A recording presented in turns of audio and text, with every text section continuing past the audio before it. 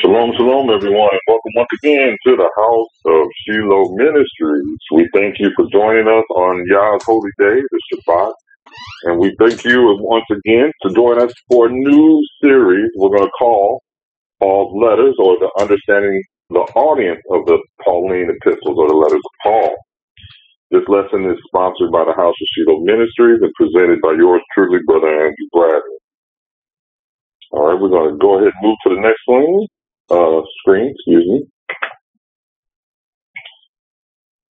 So the purpose of this lesson, and I find it very important because if you understand the audience, it changes everything. But Christianity used the letters of Paul for their ministries as a whole. And I've heard churches say, if it's not in Paul's letters, we don't teach. That's how rigid Christianity is when it comes to Paul's letters. They make some of the greatest claims against Paul using Paul's letters, and it ends up going against Paul, such as the Torah, in reference to the Torah and Sabbath and so on.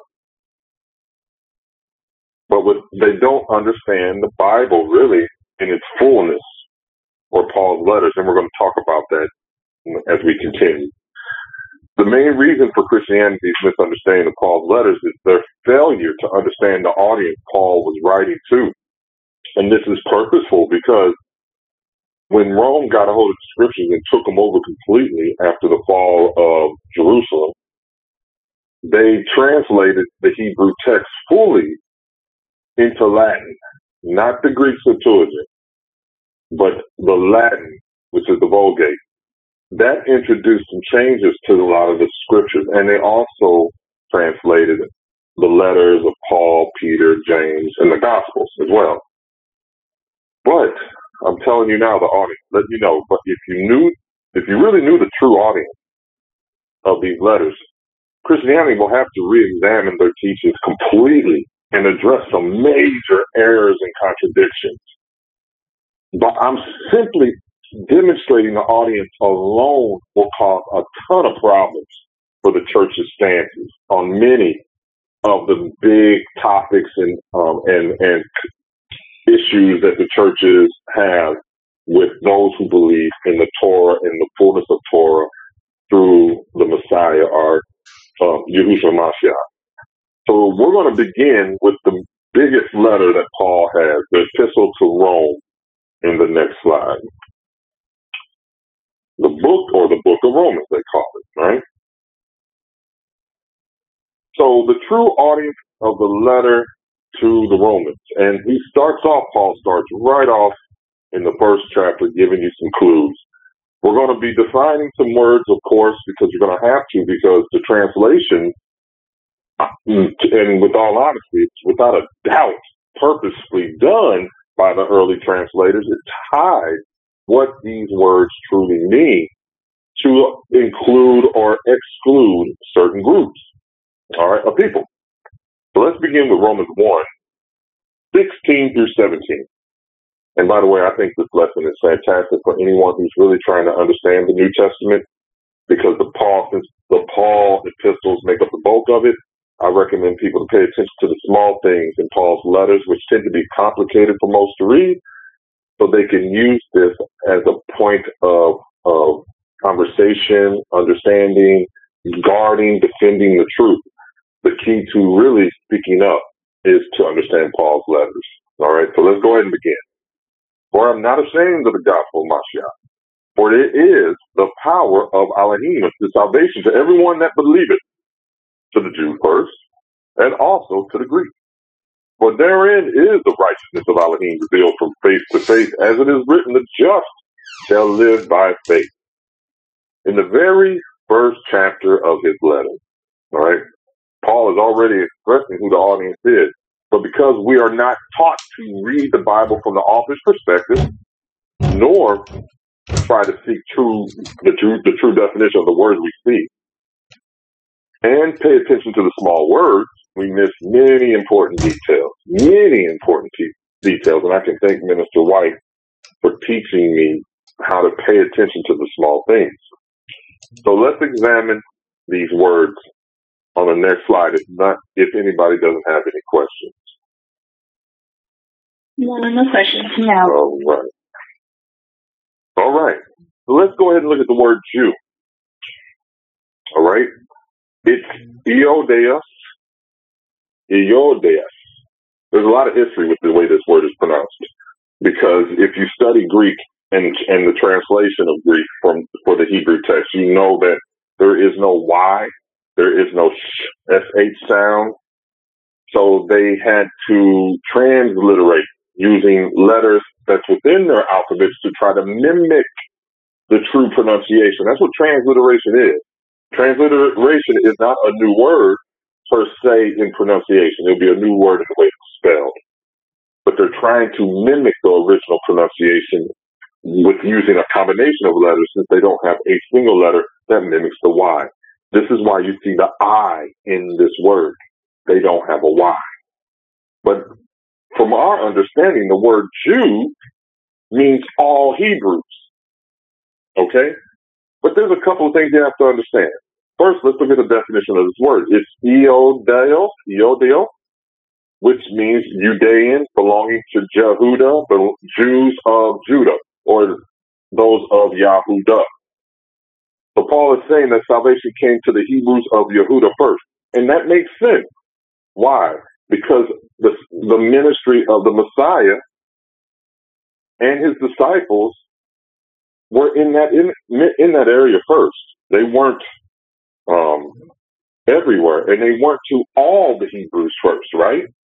Because if that was the case, why did he tell them that they would need to go to the lost, those that they can see? They knew who were the Hebrews. They didn't send them anywhere else, and could send them throughout all of the Jews, all of them. It's just that's what this word is being forcibly to me. Then there would be no reason for Paul in the first place, because Paul was sent outside of Jerusalem. Peter was too. So that doesn't make sense when you think of the whole thing. The word Jew does not mean all Jews. All right, it does not mean all Jews. So I'm going to read my notes to you. I want to make sure I didn't miss anything, because I want people to pay attention to everything here. This verse is used by the church to express salvation came to all the Hebrews first, then the Greeks. And since the Greeks represent Gentiles, it supposedly means now salvation is for all as well. However, we know now this isn't correct. Salvation came to those of Yehudah first, because that's what the word Jew is referencing in the original Greek. And the rest of Israel, we know by the history in the scriptures, was scattered, because the northern kingdoms were scattered. So then the salvation came to the Hellens, and we're going to talk about that word in a minute, the Greeks, right after the local Yehudah was offered salvation. All right, we have to remember that. And why is that so? Because we know that all of Israel was not initially offered salvation, because not all of Israel was present during Yahushua's life. All the tribes were not there. They were scattered. Okay, so everybody's following, right? I have a question. Yes, ma'am. If I was to reread the verse, and you say to the Jew first, and you have a definition of the Jews being Yahudah, would it be first to Yahudah, or would it be to the Hebrew first? Is Yahudah a part of the Hebrews, or is to Yahudah, the tribe of Yahudah, separate from the 11 tribes? We could say it just to cover every point you're pointing out. You could say it like this: to the Hebrews of Yehudah first. Okay, so we're talking about the tribe Yehudah are the 12 tribes. You could say this. You could say the tribe of Judah or Yehudah, or those Hebrews who also lived in Yehudah. Because we know that Benjamin was there. We know there's probably a mixture of Levites in there. And in fact, there may have been some northern tribes that lived in Judah as well. Correct. It was more or less a regional addressing to the people of Israel. Other tribes. It was regional. Okay. Thank you. You're welcome. The key is here. Okay, no problem. The key is here. It was not all. It didn't come to all Hebrews. It was impossible to do that at that time. It was only to the region of Judah. Yes, ma'am. Go right ahead. So when we see Jew, it's not meaning Jewish, right? Correct. That's important to understand. That's my next question. Thank you. Oh, Sister Billy and Minister Ronnie on the same page today. Also, when you said the word Greek, something. Oh, go ahead. Oh, and Minister White, is he going to define the word Greek on the next page? I am. Thank you. Oh, this one. No. Before you go there, I want to confirm what Brother Andrew has written there in Zechariah. It's written in Zechariah chapter 12, verse 7. It says, Yahuwah also shall save the tents of Yahudah first. Let the glory of the house of David and the glory of the inhabitants of Jerusalem do not magnify themselves against Yahudah. So the inhabitants of Jerusalem is the rest. It's like everyone else, the other tribes. So it is Yahudah. Salvation comes to Yahudah first, just as it is written right now. That Brother Andrew is showing. He's showing that it is to the Jew, actually to Yahudah first, and then he's going to define into the Greek to the rest of Yasharel. So Zechariah chapter 12. I'm sorry. Yep. Yes, Zechariah chapter 12, verse 7 supports what you're saying. That's what I'm trying to say. And that's fantastic. Normally I try to catch that, and I did not get that verse because I want people to see how often Paul quotes Torah and the prophets. And again, right here, he is doing that, and I did not catch that. That's an excellent catch. Very nice. I got to make note of that one. That's great. Thank you. Anybody else? That's really good. Well, I want to say, I think that the church is giving Paul too much credit because Paul is not doing the teaching. The Father, Yeshua said that when he said he would send us an advocate.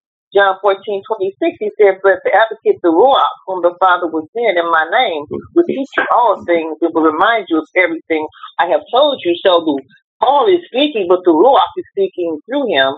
So for them to keep saying that Paul's teaching, it's not his teaching, it's the Ruach teaching coming from the Father. Yes, ma'am. And Paul worked hard on humbling himself to make sure that was known. Because he suffered quite a bit for his own history because of things he did prior to coming into the truth. So he made sure he let people know this wasn't him. This wasn't him. Exactly. So if the church was listening, they would hear that through his teachings. You know what I mean? That's true. Okay. Anybody else? Let's take a look at the Greek word now. So the Greek word is Helen or Helene. And this is what theirs says. It says, in a wider sense, the name embraces all nations, not Jews, that made the language, customs, and learning of the Greeks their own. Here's the major distinction. That's why I have it highlighted. The primary reference is to a difference of religion and worship. So what you have to understand is how the Hebrew thought. They didn't give a care if you were a twin of them. If you worshiped any pagan god, anything that was opposite of Torah, the prophets, Yahuwah, you were not considered a Hebrew. They didn't give a care if you were the same color, same hair, similar clothing. It was obvious you looked like them. It was obvious you were from the region. But if you practiced and lived your life according to other cultures, and in this respect, the Greek, you are not considered Hebrew. That's what that word means. It's hard to convey that with the word Greek, and the English translators know this. But this word is really Hellene, and it's based upon the culture and and the behavior and life of the person. Why is it used like this? Because Greece was a huge empire before Rome took over. And Rome did conquer Greece, but instead of wiping Greece out, they syncretized with it. They absorbed it and took a lot of what Greece was and brought it with them. So Greece maintained their identity. The Greeks, they didn't lose their identity. And that's most likely the case because they fell in line with the rule of Rome. If you fell in line with the rule of Rome, Rome would not have crushed you. They would have just accepted you. As long as you were law-abiding according to their standards, you were good. The Greeks did that. So a lot of Greek culture survived. A lot. So, and they had many colonies, many colonies. And including Rome, of course, had Greek influence, a ton of Greek influence. To this day, it has that. Okay, so this is really talking about the behavior and lifestyle of the people, not Greeks per se. So, based on that understanding, you could say that a Hebrew, born by blood DNA, that's acting like a Greek, that worships like a Greek, would be considered a Greek? Yeah, let's use a modern example, Minister Ronnie. And I've used this in the past to describe this particular word. But let's say I go to Nigeria. No, better yet, I'll be more specific. Since I know where my family's from, I know my family comes from Spain. We were sold from Spain. I can go to Spain and say, "Hey, I'm a Spaniard," and I can find a Spanish person that looks like me as best I can. And when I do, I will say, "Well, I'm Spanish too." And they're going to say, "Oh yeah, where were you born?" And I'm going to say United States. They're going to say, "You're not Spanish. You're American. You dress American. You look American because of how you dress and present yourself, how you talk, how you sound, your food choices, your cultural expressions. All those things will look American. There's no way a Spaniard is going to accept me as Spanish because of my reference to the differences of religion, because I'm not going to act like a Catholic because I'm not Catholic, or the food and culture and all of the things that are me don't fit with the Spanish. So they're going to tell me no, even though I have absolute proof where my family's from. It was just many centuries ago. Even if an African-derived slave by ancestry person lives here now and tries to go to Nigeria and say, "I'm Nigerian because I have proof that my family is Yoruba by DNA," even though it's been 600 years, of course, 400 to 600 years, that my people haven't been here, they're going to say, "You're not Nigerian, you're American." They won't accept you because of your lifestyle, what you are. That's what this is. Those are two modern examples of it. Thank you. You're welcome. Anybody else? Yes, ma'am. I want to ask a question, please. In the verse where it says to the Jew first and also to the Greek, if it means literal Jew and then literal Greek, a Greek individual, but this is being written in Rome, what happens to the other nations if this if this is written to the Jew and written to the Greek? What happened to the Romans? Let's go further. That's true. What happened? This is written to Romans, right? So yes. So this is written to supposedly to Romans. So, but it mentions Greek. So how were the Romans etched out of the whole picture if it really means just to Greece? Matter of fact, it just wiped out the rest of the nations when it says to the Jew and then to the Greek. All the other nations are removed from that concept, unless that word Greek means anyone that's not a Jew. If that's how they're using it, or referring to it. Correct. If it means a Greek person, then that just wiped out the Romans who are right there and all of the other nations around the world. That is true, and I was going to elaborate on that, and with a slightly different, but to the same point. if you see that they're referencing to the Greek, this is how they tried to hide the definition of Helen. How can you reference Greeks only when you're talking to Romans? Because they didn't want you to understand the true meaning of Helen. If they would have said it, the true definition of Helen, then you know they can be talking to Romans because they're talking about Hellenized citizens of Rome, because the Romans did practice the Greek religion. They did practice the Greek way of life because they syncretized with the Greeks. But how can you isolate and say Greek when you're talking to Rome? Rome is Italy. It is not Greece. It is not Greece. And to further point out what Minister White is saying, if Jew really means Yehuda, then salvation only came to Yehuda, and then all of a sudden went to all the nations. What happened to the rest of them? Or flip-flop, like Minister White said, it went all to the Jews and only to the Greeks. The church takes the word Greek and says, see, since it's been given to the Greeks, it means all Gentiles as well.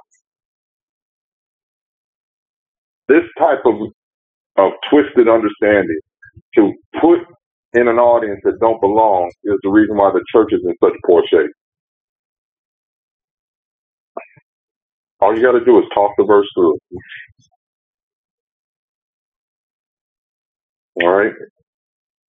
Anybody else? Yeah. Yes, ma'am.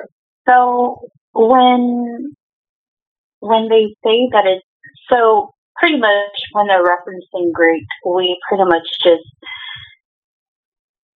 really just break down the definition, go into it and dive deeper into what it really means, not just what it says on top, right? So Correct. So they can correctly understand who it is that's being talked about in the scripture. That's correct, because even in some verses, the word Greek would be Gentile, or Gentile would be Helen, and you don't even know it. It is so much word twisting and so many lies in the KJV. And the KJV is the most popular English translation that if you're not careful, they're going to misjudge or misdirect you completely. You're going to see as we talk, you're going to see heathen and Gentile translated from the same word. How do you know what they mean? In the same set of verses, by the way. I'm telling you, the Protestant church did this stuff on purpose. Just like the Roman Catholic Church in their Vulgate did this stuff on purpose. Because they knew the audience did not include them. You're stealing. Think about this, and then we'll move on if everybody's good. Think about this. You're going to convince the world that scrolls, ancient text that was written by a people, for a people, was originally written for a bunch of people they didn't know as well? Does that make sense? That makes no sense. And then the Messiah came according to those old writings, and now you're going to say he came for you, even though he came according to the old writings, as he said himself? Like Minister White quoted earlier, how Moses wrote of me, and if you believed Moses, you would believe me, because he wrote of me? It's stuff like that it's hard to get people to understand. Then that's the reason why they do replacement theology as well. Well, it never looked like the people that we say they are. They were European, in fact. They were fair and European with straight hair and all that. There's an argument for every side of the truth for these lies. Every side. That's why it's great to study the audience. Because once you do, it's hard for them to argue it. Brings up a lot of questions. And Minister White knows I've been wanting to do this lesson for at least a year. I recognize it was important to do it because it really changes your understanding of most of the New Testament. It really does. For the Go ahead. Who was that? Was that Billy? Sister Billy, was that you? You got something else? Somebody? Yeah, well, I was just going to say it helps me to understand it more clear because there is a lot of mixture in the New Testament from coming from Christianity churches and your understanding from how they teach it to really diving in and really seeing like the flaws, I guess. It does expose a ton of contradictions, and you'll see it. There's some stuff in here that's in your face. Ooh, I can't wait for us to get to it. It's in your face, and you don't even know it. You don't even know it. I could tell you to go look at the verse right now, and you wouldn't realize it. It's that in your face that it's hidden in your face. It's hidden right in the open because it just doesn't get taught that way. So we need to take the time to really sit down and let the Ruach speak to us as we go through this to expose these things because there's so much. We have been cheated, Mr. Billy, for centuries by this Roman Catholic theology that the Protestant church continued on. They are servants to the Catholic Church. They won't admit it, but they are. And we have been taught lies upon lies to the point where we have been fed crumbs and don't even know it. Minister White, did you have something? Yeah, I wanted to add one more thing about taking the biblical teachings to other nations, which is something some people may not think about. When you take this teaching, what we're discussing now, to other nations, we're not talking about Yasharel. We're speaking outside of that. If the scripture says that's what we should do, I'm not saying it does, but I want to show you how it doesn't really say that, because when you take this teaching to another nation, these teachings, these biblical teachings will require that there be a cultural change in that nation. It will require a cultural change. They will have to give up the God that they serve. They will have to give up their the way that they handle and interact with each other in unrighteousness. They will have to change their food laws because there are certain dietary outlines or guidelines that are written in the scriptures, right, that we have to walk according to Torah. They will have to also refrain from homosexuality, especially among the Greeks and the Romans. They would have to forego the promiscuity that's prevalent among that culture that's accepted. They would have to forego their own type of holidays and exchange them for Yahuwah's holy days.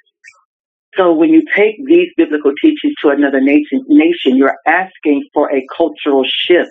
So this is why we're saying it is not it was never designed to be given to the whole world. It was given to Yasharel. And anyone that wants to partake of that can partake of it. But this is given to Yasharel, which is why the apostles are making their due diligence in taking the words of Yah to their people in other nations. Not necessarily to those nations, but to their people in those nations. That's all I want to say, Brother Andrew. That is very significant. That is true, because now you see why, if you got to read history and read some of the recordings of the early church historians, and Maccabees is a good source too of understanding how much Rome hated Torah. You're telling them to give up their days, they loved their holy days. They loved them. They had all kinds. And the one that they loved the most was December 24th through the 26th, which was, they called it Saturnalia, or the birth of Sol Invictus, their sun god, sun worship type stuff they did. All they did was syncretize it into the Christian religion. They loved all that. They loved their food, but they loved pig above all food. They weren't going to give that up, not for a a scripture written by a Hebrew who they did not like because the Hebrews gave them so much trouble. They were not the nations like others who would just conform to the Roman Empire's rules and regulations. They hated them. They were a thorn, especially Judah was a thorn in Rome's side for centuries in that region. So you just got to know history to understand what Minister White was just saying. Rome wasn't going to have it. Rome was not going to have it. All right. Anybody else? So we know that Jew is Yehuda first, then to the Hellenized. And that was most of the region, by the way, because you're looking at the Roman Empire. And Israel at the time was being ruled by Rome. So when Paul was talking about, he said he went to the locals first. And then we had to go find the people next, the lost next. And they were going to most likely be Hellenized. And he was speaking to a Hellenized group at the time because he was dealing with those out of Rome. All right? And to show you he wasn't just talking to any audience, let's look at the word just. The word just is another wordplay, Sister Billy, is the word for the same word for righteous, by the way, and it's the Greek word dikaios, and you all heard me talk about this word quite a bit, and it means righteous, obeying divine law, and in wide sense, keeping the commandments of Yah or Alanim. So if Paul was talking to some Hellenized heathens, as you'll see, they'll reference that as well, why would Paul speak of obedience to Torah? The non-Hebrews. And we just talked about history. They would never accept that. They hated it. Paul was quoting Habakkuk 2 and 4, right? And you can see that here. Behold, his soul which is lifted up is not upright in him, but the just shall live by faith. I thought Paul was teaching from New Testament. We're going to demonstrate this multiple times. There was no New Testament when Paul taught. He had to teach from the scriptures, and the only one that was available was the Torah and the prophets and so on. The word sadiq, also translated to just like I said, just to hide. They didn't have to do that. They know that word means righteous. They could have used lawful. The lawful, as they say, heaven forbid, they put lawful in here. It points straight to Torah. They're not going to do that. But the word sadiq translates to lawful or righteous. So again, why would Paul point to being lawful to a group of people that were heathens or Gentiles or non-Hebrews? And why not quote the New Testament since they say they're so stuck on it, since the church is so stuck on it? Right? Why quote from a small or minor prophet, as they call it?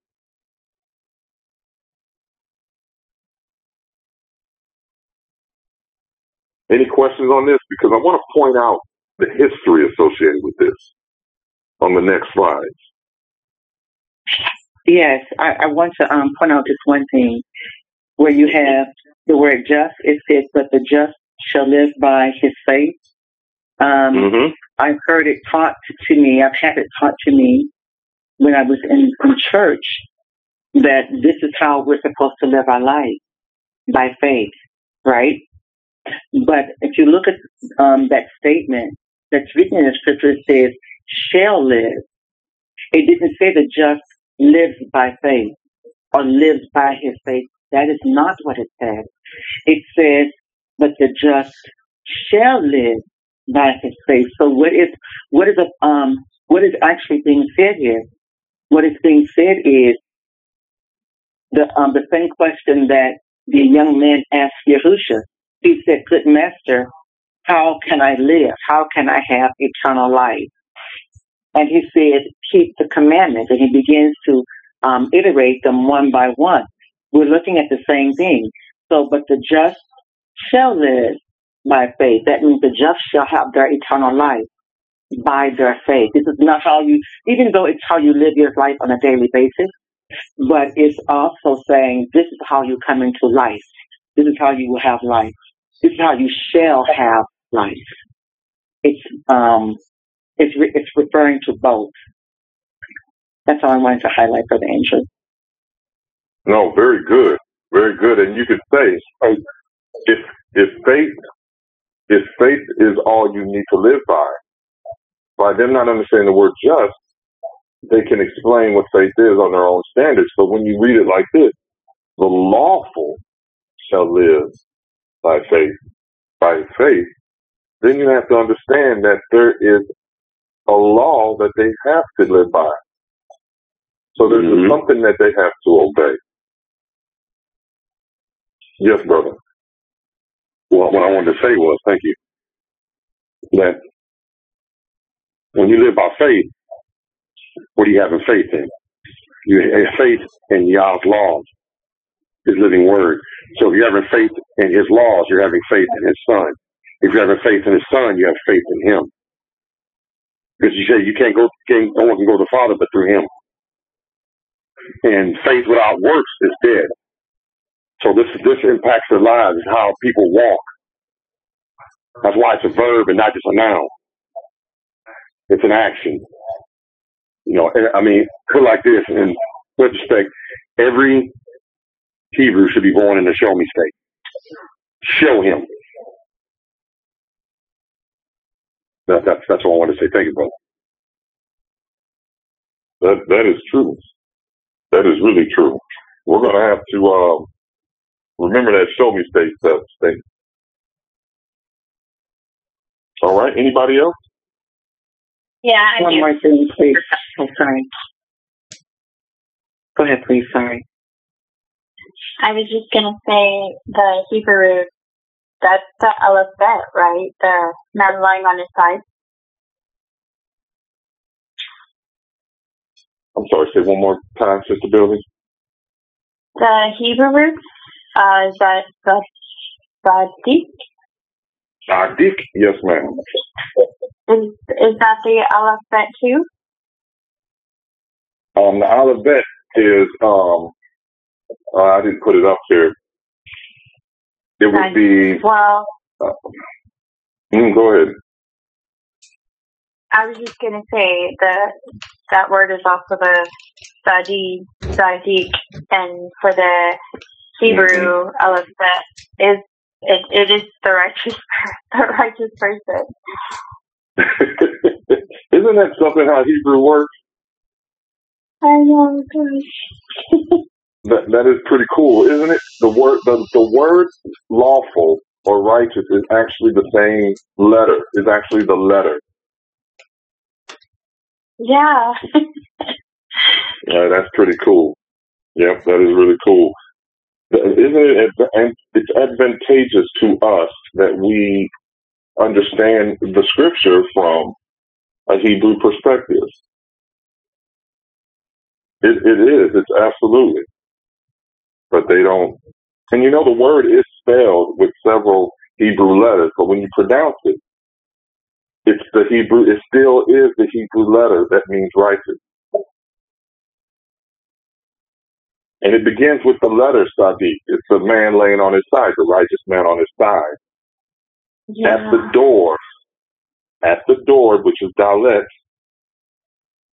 with the Kof, the horizon, the revelation, sitting there to receive the revelation. So when we think of Hebrew and we think of the letters and the words, it's very important because it goes into the real thought of the author. That's a good point. Good. Thank you, Sister Billy. Anybody else? Yes, one more thing, Brother Andrew. When another time, a while back when I was in church, we had been taught to have faith in Jesus and to forego his word, put our faith in Jesus, right? And nullify the Old Testament, nullify his word, disregard it. We should have faith in our Messiah and include his word. Include his word. But in church, they're teaching us to disregard his word and say it's done away with.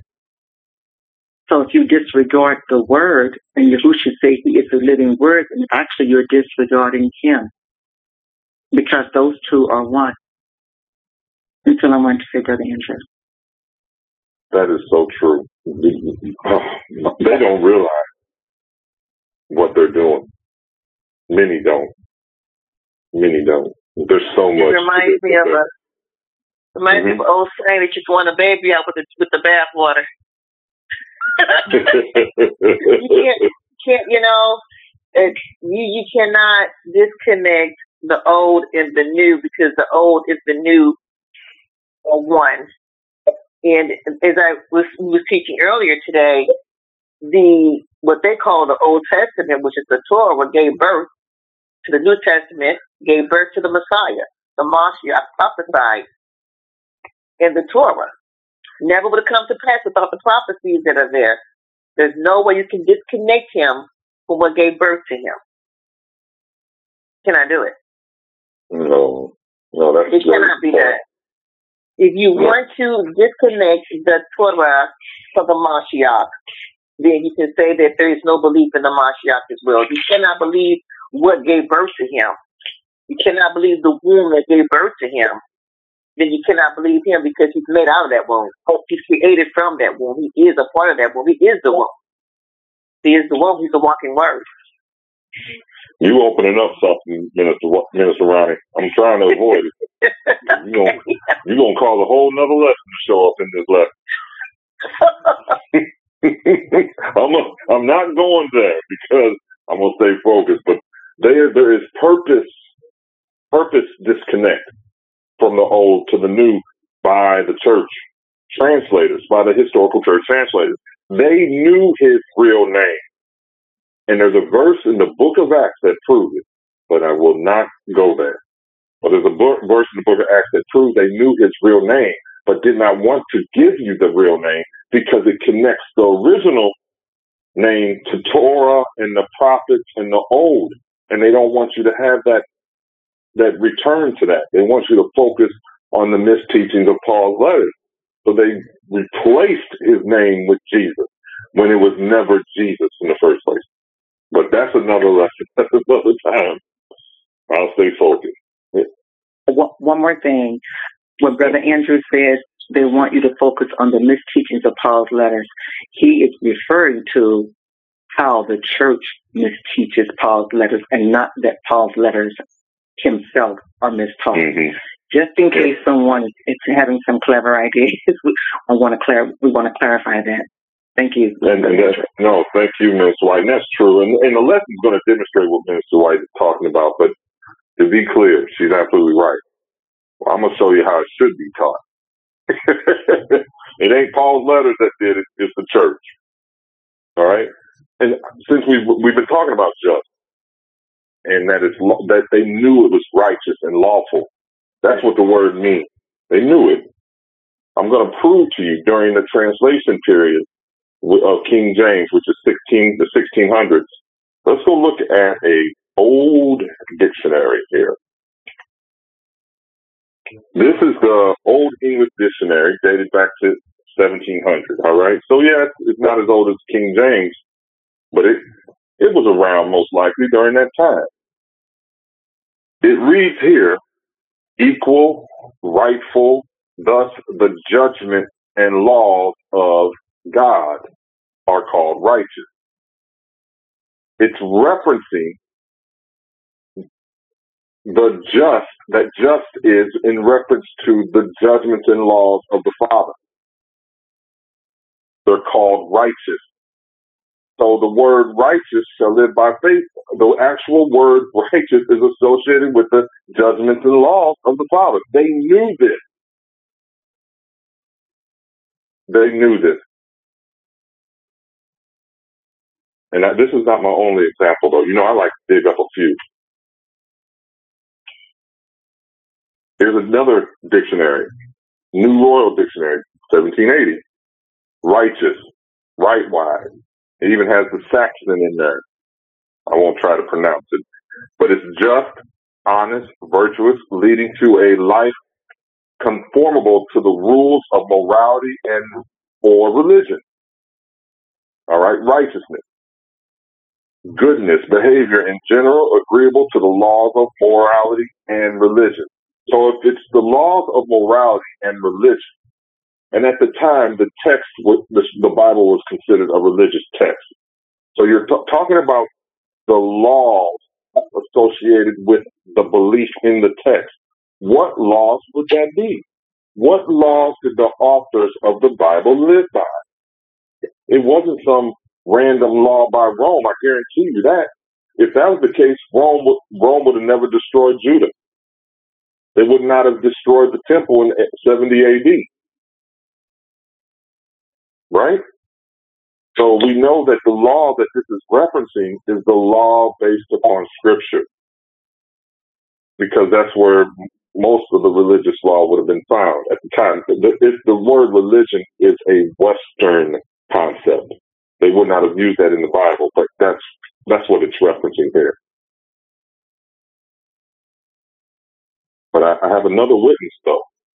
Another witness. Let's go to look at another historical witness. This is a dictionary of the Holy Bible by John Brown, dated in 1769, on page 382. Being right is obeying the commandments of Elohim. A righteous person is the result of obeying the Torah. It says, or a just title to anything or privilege of it. And so they that do God's commandments have a right to enter by the gate into the city of the New Jerusalem. Hold on. This is a 300-year-old book almost, and they get it right. How in the world did this dictionary get it right, and the church doesn't teach this? They don't teach this. This is significant right here, by the way. It just says that you can't enter through the gate without obeying the laws of Yahweh. Church don't teach that. The law's done away with.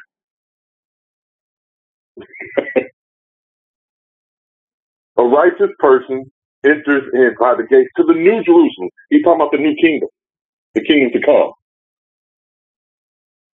That is a dictionary from 1769.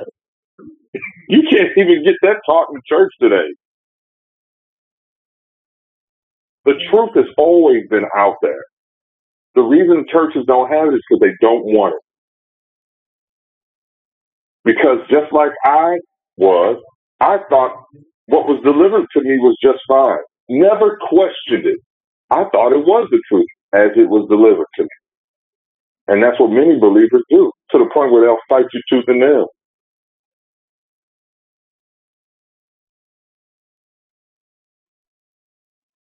All right. Anybody have anything with this one? I got another witness. I think we're good. All right. Here's one called the Glossographia Anglicana Nova by Thomas Blount, dated 1707. Rightful is associated with being lawful. Rounded on right, lawful. All part of the righteous, definition. It all points to this. It all points to this, people. They knew this. And you notice I'm picking very old texts.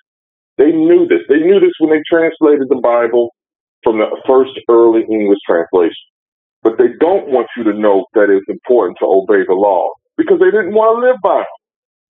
This is why you get this ridiculous doctrine today that the laws are done away with, even though if it wasn't for the law, salvation would not exist. As this guy I like to watch on YouTube say, put that in your spirit. If it wasn't for the law, you wouldn't even have salvation. And you're throwing the one thing out that actually saves you, and you don't even realize it. Just like Minister White was saying, you don't know what you're getting rid of.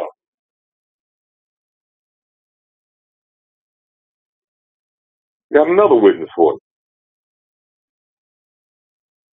An American Dictionary of the English Language, dated 1835, New York Public Library, righteous, just, accordant to the divine law, righteously, justly, in accordance with the laws of justice. Again, laws, it's laws.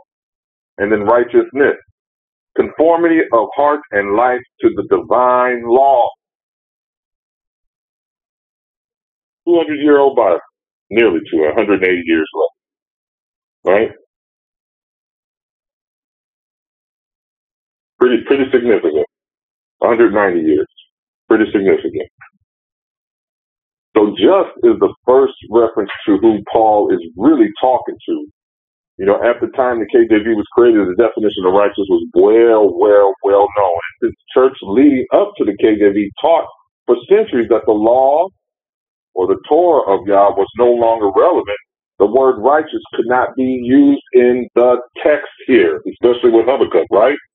They couldn't justify using it.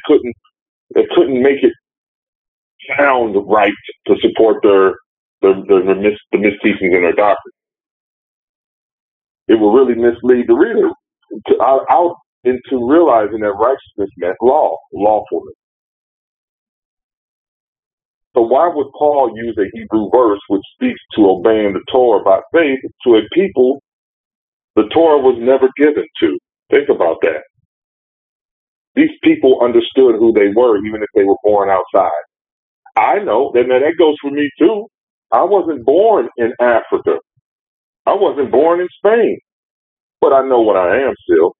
I'm not blind. I know that I'm not native to the Americas, even though my people have been here for a couple hundred years. I know I didn't come from here. You're telling me they didn't have that type of common sense? It's obvious they're not from Rome. They don't look like a native Roman. And I guarantee you they were made sure they were told they weren't native. Just like to see the same problems here, nothing's new under the sun.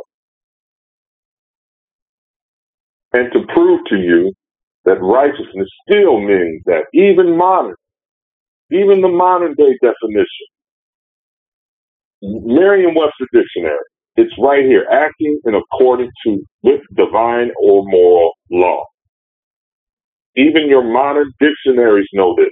So now you understand why they cannot put it in the text like this. It instantly tells you it's Torah. It instantly tells you that faith is, through faith, you can live a lawful life according to divine law. They understood this. The early translators understood this.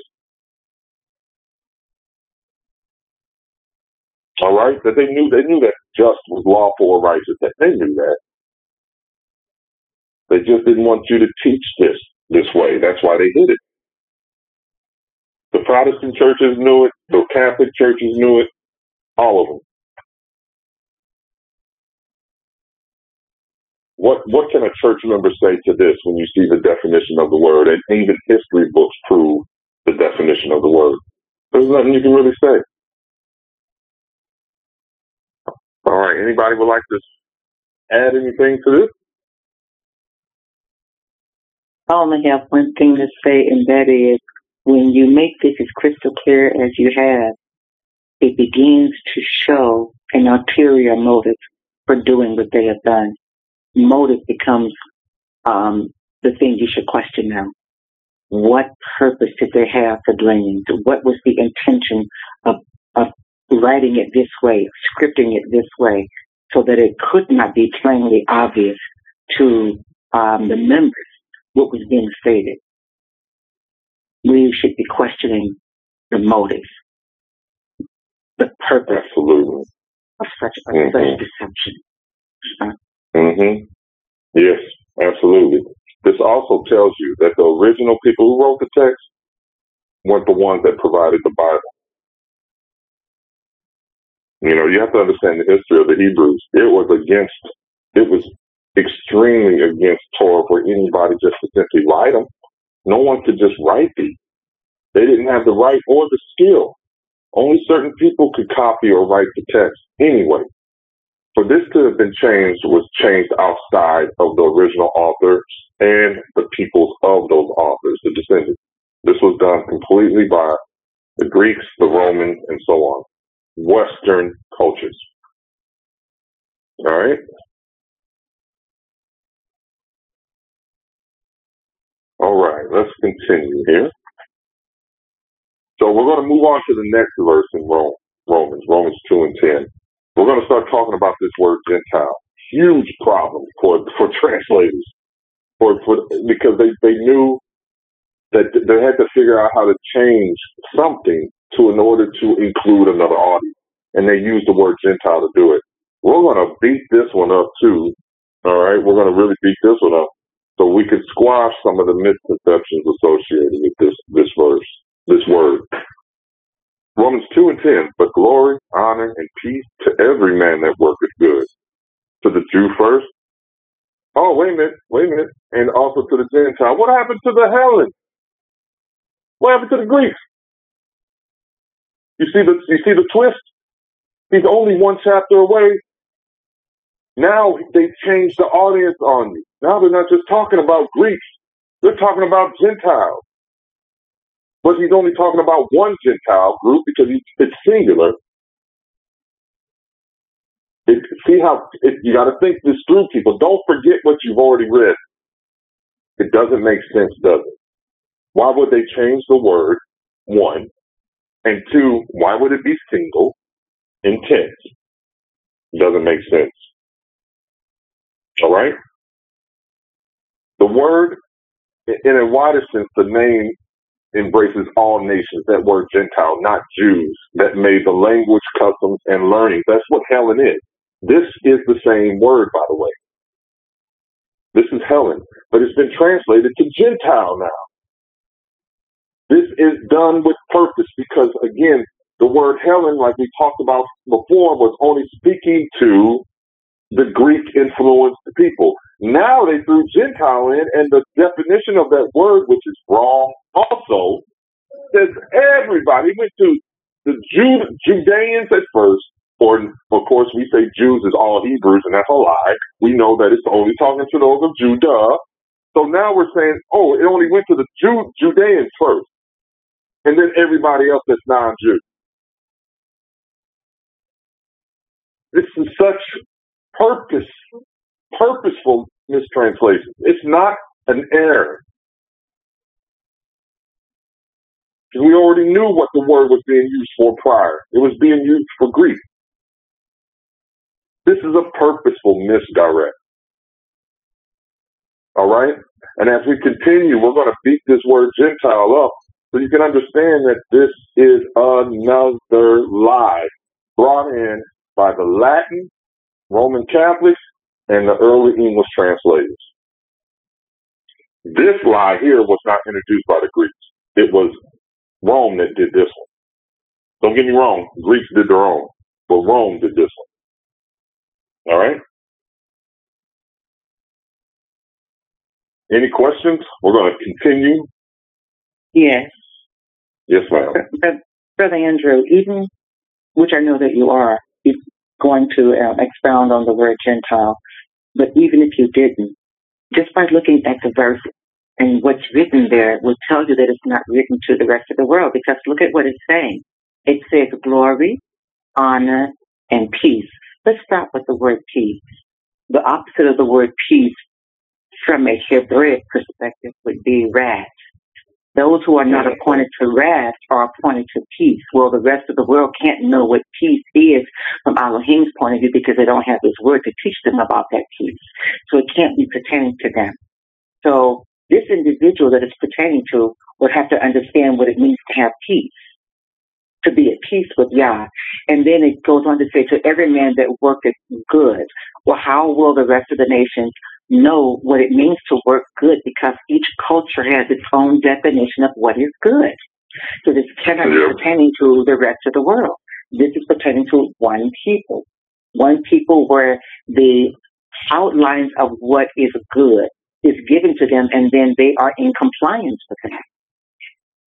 That's when they have the glory, the honor, and the peace, because they are working good, which means they're following the guidelines that were given to them.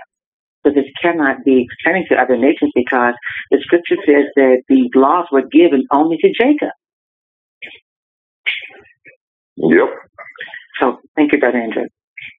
Oh, yep. It's just... I'm sorry. And to expound on that, that's correct, Minister White, because working good means just like you said, it means working out the Torah. The good works, the righteous works. What other good works are there? define the word good when it's the right spirit. They will say, oh, that means the fruits of the Spirit. That fruit of the Spirit comes from the Torah. It doesn't come from us. It doesn't come from us. That's true. That's true. Anybody else? I have a question. All right, yes, ma'am. Go right ahead. Sorry about that, but is this Gentile word similar to the Greek word that was given to us? I didn't hear you. I'm sorry, I didn't quite hear you. Can you say it one more time? I'm sorry. I said, was this word, the Gentile word, similar to the Greek word that they used for Romans 1:16 through 17? Yes, that's what I say. Look at the second bullet there. It says, again, the translators are misdirecting the audience, considering the same word earlier for Greek used in Romans 1:16 through. So the word Greek is the word Helen. The word Gentile here is the same exact word Helen. Why do that?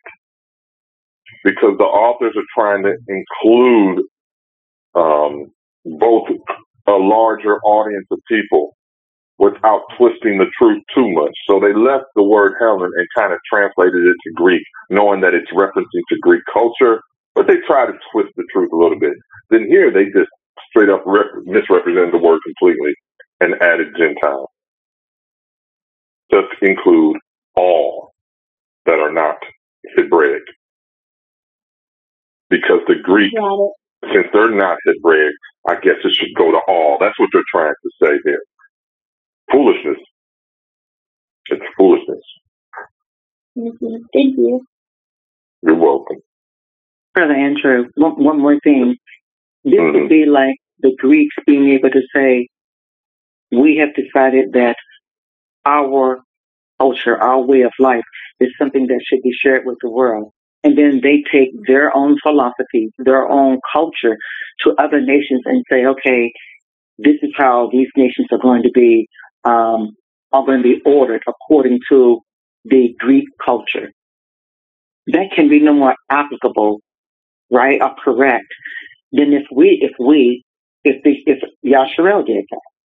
Yasharel will not go over into China and say, you must give up Buddha, you must give up all of the unclean dietary laws according to our guidelines.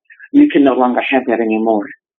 No culture of nation is able to go to another nation and say, give up everything that you adhere to and then superimpose ours on yours. And now ours becomes yours. Each nation has its own. That's the way it is today. So why should this be any different? Why do people have a hard time accepting that this is just the same? It's the same thing. It's equivalent to that. This is a lifestyle. This is a culture. This is a way of life. This is not a religion. Yeah. Thank you, Brother Andrew. Oh, you're welcome. You know, the audacity of it is, how would they feel if I took all their old religious texts and rebranded it like they've done and include a whole group of people in it as its purposeful audience? They wouldn't want that. They wouldn't stand for it, but that's what they did here. You're telling me all those old Greek writings were written for me? They were thinking of me when they wrote them? That's what you're trying to say this is. We know that's not true. All right, let's continue. And like I said, we will beat up Gentiles soon in this lesson series. Probably won't get to it today, but we're going to get to it soon. Romans 2:12-13.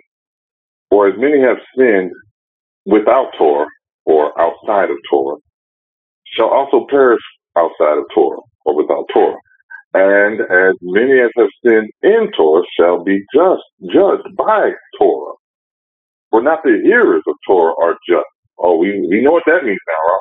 Not the hearers of Torah are lawful or righteous before Elohim. No, not the hearers.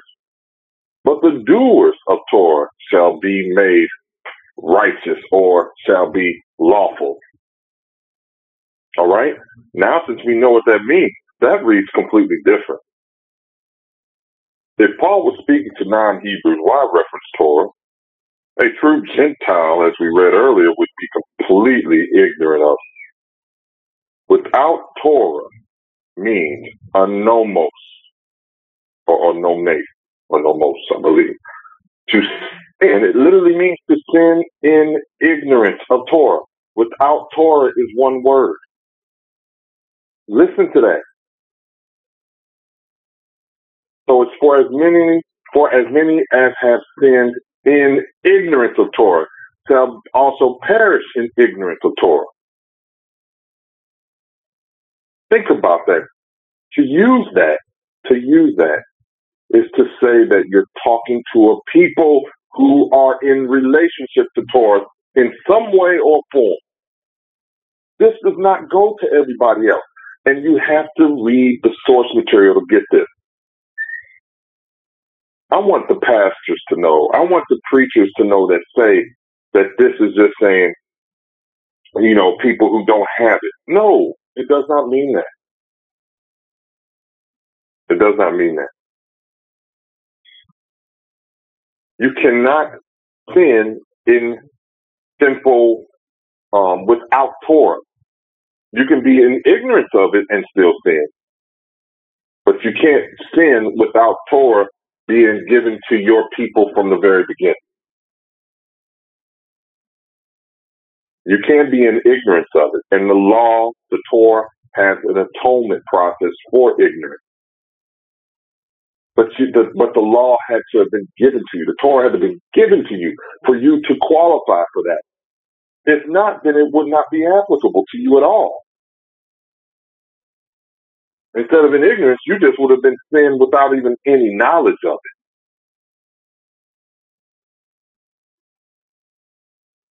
it. Does that make sense to everyone? Yes, ma'am. Go ahead. It tells you to confirm that in Hosea chapter 4 and verse 6. He tells you who it is that's perishing. In Hosea chapter 4 verse 6, it says, my people perish for lack of knowledge. It's my people, not the world. He says, my people who perish for lack of knowledge. Depending on your version, it may say, my people are destroyed for lack of knowledge. Or, where does that knowledge come from? It comes from the Torah. It says, because thou hast rejected knowledge, I will also reject thee, that thou shalt be no more priest to me, seeing that thou hast forgotten the law of thy Elohim. I will also forget thy children. So you see, this is pertaining to a particular people, just as you have said. Correct. Yes, ma'am. That's excellent. Thank you. That's excellent. And then at the same time, he's telling you that the righteous, the lawful, are not just people who hear, but you have to be a doer of the law, the doer of Torah. That contradicts a lot of understanding the way the church understands Paul's letters. It contradicts everything. Because the word doer is poetes, and it literally is the Greek word that means one who obeys and fulfills Torah. Not just obeys Torah, that's the works of the law, but fulfills the purpose of Torah, which is to learn not to sin, not to return to sin, to turn away. That's the purpose of Torah, to teach you to turn away from disobedience. So we can all do the works of the law in the act of obedience. But if I don't fulfill the purpose of Torah through faith, because that's the only way you can fulfill the purpose of Torah, is through faith. It takes a dedicated life to obey Torah. You will never be righteous. But you have to have Torah in your life to achieve it as well. It's not separate. So if Paul was speaking to non-Hebrews, then why talk to him about being a doer? I don't understand that. Because Paul, better than anybody in the scriptures except the Father and his Son in the New Testament, I'm referencing, knew that the Torah was not for the other nations. Unless you lived according to being a stranger who accepted the covenant and the Sabbath and all that, yes, you can live according to Torah, but it was not given to you. And it was not given to the stranger to guard either. It was Israel. It was Yehuda, and it was Israel. So this alone already, we've only made it to 2 chapters. We're still not done with chapter 2. You just got to pay attention to the words, the small words. Anybody has anything to say to this? I do. Please go right ahead. Yeah. So that also goes with James 2, or faith without works is dead. Yes, ma'am. It does. It tells you that there's works required for faith, so faith can't be by itself or can't be belief. Mm-hmm. And those works are in relationship to obedience, the Torah. And we're going to, in that very verse you're talking about, and that concept is going to be discussed further along as well, Sister Billy. Mm-hmm. That's very good. Yes, ma'am. Anybody else?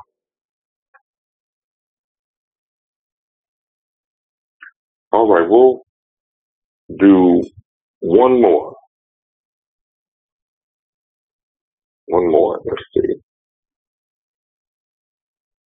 The true audience of Paul's letters is going to be Romans 2, 26 and 27. Therefore, if the uncircumcision keeps the righteousness of Torah, shall not his uncircumcision be counted for circumcision? And shall not the uncircumcision, which is by nature, if it fulfill Torah, judge thee, who by the letter and circumcision does transgress Torah? Boy, this is a whammy, and the church don't even understand this one. So many believe uncircumcision means non-Hebrew. That's not in the eyes of Paul. But they were keeping Torah, which Paul argues makes their uncircumcision circumcision. Would a non-Hebrew keep Torah? Only if they lived among Israel as a stranger and a neighbor, that they just would not keep Torah any other way, unless they were Israel, unless they were a native Hebrew. The circumcision is not an act of obedience only. It's not that only. That's how the church tries to think of it. It was a sign of the covenant. It was extremely important. Paul's not going to throw this around. He's throwing the sign of the covenant to a bunch of people that don't know Yah, reverence Yah, love Yah. Are you crazy? He would never do that. This man is a Pharisee of Pharisees. You're talking about a very proud Hebrew. Paul was. He was popping his collar when he was busting heads against the Messiah's believers before he got knocked on his butt. So you know that he's very proudful, and he knows exactly that this covenant was never given to anybody else. He's not going to talk to circumcision to a bunch of heathens. And then what I like about it, Judge D informs you of the audience. You can't judge anyone unless you're righteous yourself.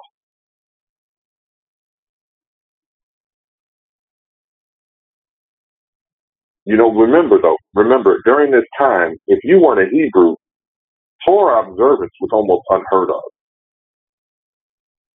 It was a uniquely Israel thing because it made them peculiar. They were peculiar.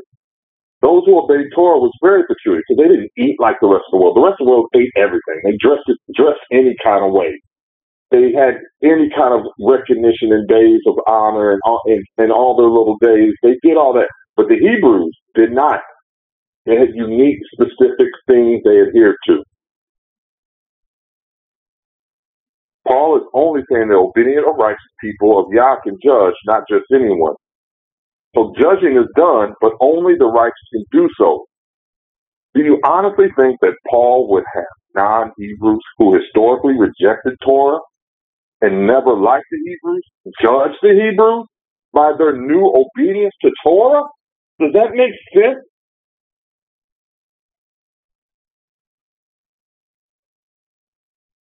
It doesn't make sense. Paul was speaking to Hebrews who kept Torah about Hebrews who grew up outside of Torah, thus uncircumcised. Now, the word transgress means parabeti, and it's a lawbreaker. It's funny. He's saying those who fulfill Torah, not obey Torah. He's saying fulfill. There's a difference, right? We just saw the definition on the previous slide.